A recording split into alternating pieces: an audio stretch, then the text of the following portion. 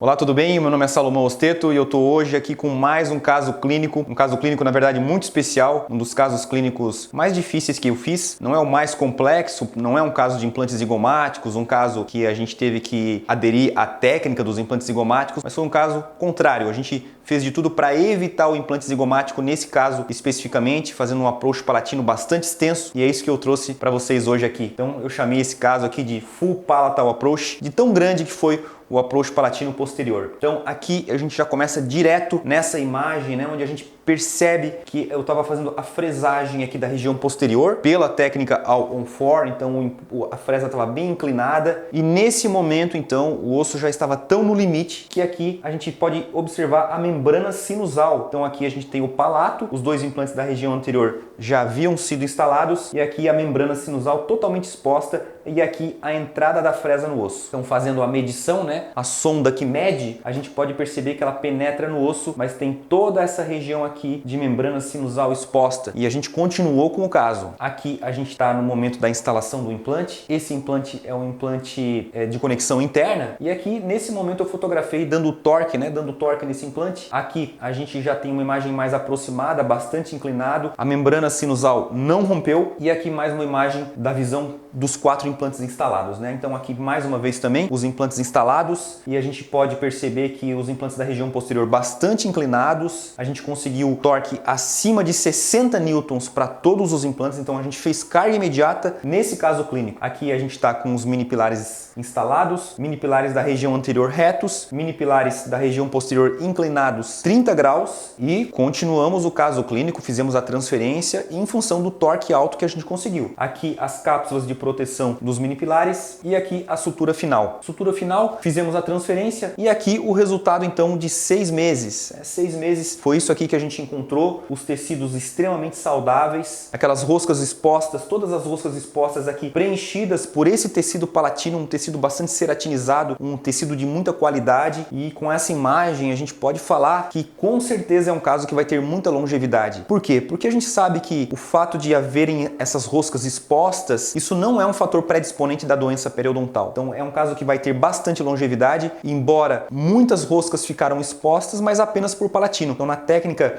do approach palatino, a gente pode ter roscas expostas por palatino. Essa técnica é bem consolidada na literatura, muitos artigos científicos sobre essa técnica, mas é claro, a gente com o passar dos anos a gente vem extrapolando, a gente vem testando até os próprios limites, mas independente do número de roscas expostas por palatino, é isso que a gente tem visualizado sempre no pós-operatório de 6 meses. Os tecidos palatinos, eles são muito capazes de proteger essas roscas expostas. Aqui mostrando como ficou a prótese provisória, depois a gente trocou essa prótese, essa é uma prótese provisória, mas eu fiz questão de colocar essa imagem porque a gente pode perceber aqui, ó, o parafuso saindo em região de segundo premolar, então extremamente favorável do ponto de vista biomecânico, né? Aqui o implante que a gente tangenciou, que a gente estava com a membrana sinusal exposta, esse foi o lado e saindo aqui em região de segundo premolar. Esse outro implante aqui saiu entre premolares, vestibularizou um pouco aqui, mas não faz mal. Depois lá na restauração final a gente vai cobrir com uma resina, mas então um caso bem favorável do ponto de vista biomecânico também. E aqui a gente tem a nossa radiografia final, né, que a gente pode observar que a gente aqui inclinou 45 graus os implantes posteriores, esse radiografia periapical, mostrando o tangenciamento do seio, travamento do ápice do implante na cortical da fossa nasal, e aqui a mesma coisa, a gente pode observar, né, aquele implante que foi mais crítico, que realmente parece até que ele está dentro do seio, né, mas pelo que a gente viu ele não está dentro do seio, ele está muito próximo ali da membrana sinusal que não foi rompida. E aqui, mostrando só um pouco das tomografias, cortes tomográficos, a gente pode observar que na região posterior, só para mostrar para vocês que essa região aqui, ó, de 37, 38, 39, que não tinha nada de osso, que o osso é extremamente fino, é ali que começou a cervical, né, a plataforma do implante. Só que ela fica por palatino. Ela não penetra em osso porque não tem osso, mas ela tá ali, rosca exposta por palatino. E ela vai penetrar só quando ela já entra numa região de um pouco mais de osso aqui, ó. Aqui mais ou menos de 44, 45 é quando começa a pegar já o implante onde tem mais um pouco de osso. Não deem muita importância para essas linhas aqui, a panorâmica é a mesma, mas agora a gente já está em outra região, a gente já está em região de 55, 56. Então região anterior, né? Região anterior a gente conseguiu colocar implante através da técnica do approach palatino. Do outro lado também, região anterior, conseguimos colocar aqui pela técnica do approach palatino, implante na região anterior. Aqui é outra imagem, não se apeguem a essas linhas, mas o que eu quero mostrar é essa região aqui, ó, região de 85 85, 86, 87, 88. A gente pode observar pela radiografia panorâmica que a região que penetrou o implante foi mais ou menos nessa região aqui, região de 86 mais ou menos, onde realmente não tinha osso. Então toda essa região aqui não penetrou em osso, porque logo aqui nessa região 82, 81, 80, 79, 78, tudo muito fino, né? Então o implante ele começa nessa região e só quando ele encontra mais ou menos a região de 77, só quando ele encontra a região de 77 que ele vai encontrar o osso. E aí de 77 para cima ele vai pegar em osso. É onde a gente observa que 77, 78 é quando começa o osso. Então a imagem final do caso, um caso que foi difícil. Eu me orgulhei bastante de realizar esse caso porque a gente conseguiu evitar os implantes zigomáticos. Não que não sejam previsíveis, a gente faz bastante implante zigomático, é uma técnica excepcional, mas a gente sempre trabalhou o approach palatino da região posterior para simplificar os casos. E esse foi um caso que a gente simplificou para a paciente, fez realmente o approach palatino da região posterior, que a gente chama aí de full palatal approach, né? E a gente conseguiu esse resultado excepcional. Então eu venho aqui realmente estimular os colegas a fazerem, deixarem roscas expostas por palatino, tentarem inclinar os implantes, desviar do seio maxilar, tangenciar o seio maxilar, travar o ápice do implante na região de pilar canino e, se precisar, adentrar 1 milímetro aí na cortical da fossa nasal para conseguir mais torque ainda. Então,